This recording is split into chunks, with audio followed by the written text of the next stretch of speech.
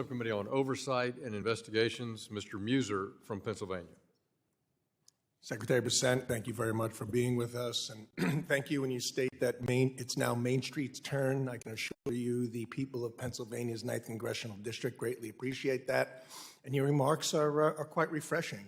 The previous Treasury Secretary, once when I asked what their economic growth initiatives were, they implied that federal spending was their primary, if not only, growth initiative. So clearly, under your leadership and President Trump's and the Republicans in Congress, passing the family's tax cut delivered meaningful tax relief, billions to workers and small business owners, no tax on tips, regulatory reform, no tax on overtime, 100% depreciation. All this is driving our savings. All this is driving our economy for a booming GDP Q3 and Q4 in the over 4% range. So things are going very well, and we expect 2026 to be pretty exciting as well. Secretary, if there is anything that was asked that is still on your mind that you would like to respond to, why don't you go ahead and do so? Again, this is supposed to be a financial stability oversight mission, and that we have taken this very seriously, and we believe that a lack of growth, one of the reasons I am sitting here and came out from behind my very quiet and nice private life is because I was worried that the U.S. was going to become like a European-style social democracy. And indeed, what we are seeing in Europe, in many countries, is the death spiral of higher debt, raised taxes, lower growth. The U.S. will have reported likely, despite the government shutdown, despite the longest government shutdown in history, 4.1% growth for the past 3 quarters. And so we have been successful at that. Europe last week celebrated 0.3% growth. So it's no comparison. Right. And I think we are beginning to accelerate. And importantly, everything we are doing is to fix this terrible Biden inflation from the past 4 years, 21.5%, much more for working families, and we are bringing that down.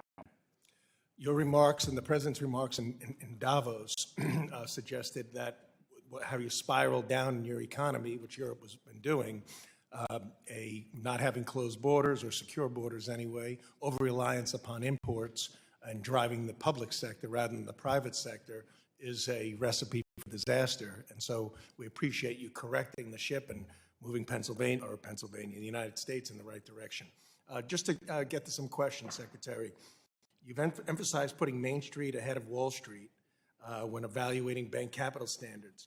How will modernizing the capital framework improve credit access and affordability for small businesses, homeowners, farmers, who ultimately, in the end, bear the costs for such excessive capital requirements? Again, Congressman, the groups you just listed are the 3 most dependent on community and small banks. And we are determined to increase their lending capacity, to increase their proclivity to lend. And we want to do it on a safe, sound, and smart basis. In the previous administration, we had regulators that imposed capital requirements well beyond the international peers, including the GSIB surcharge, the CCAR, Tier 1 leverage ratios. Are these frameworks being reviewed holistically to better support lending and economic growth? Again, we are not going to let outside regulators determine what is best for the U.S. financial system. Thank you. The strength of the U.S. financial system is the depth and breadth, and we do not want to end up like Canada with 5 banks, Switzerland with 1, France with 3. Absolutely, great.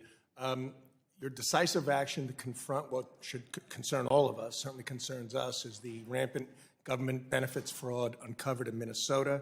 Can you walk us through how Treasury is using your authorities to identify, disrupt, and recover fraud proceeds, and how Minnesota is serving as a start for a broader national enforcement model? Indeed, there is a substantial amount of waste, fraud, and abuse, and Americans and legislators on both sides of the aisle should be outraged when you are there and you see empty daycare centers, senior centers, and I personally met with 2 centers for autistic children, and they are not getting their benefits. So we are using our regulations under FinCEN to follow the money, which is what we've done, whether it's Mexican drug cartels, whether it's the mafia, or whether Time has expired. it is Thank you, Mr. people Chairman. I who have done yield this. back. Thank you, sir. Gentleman yields. Very, very much for your great work.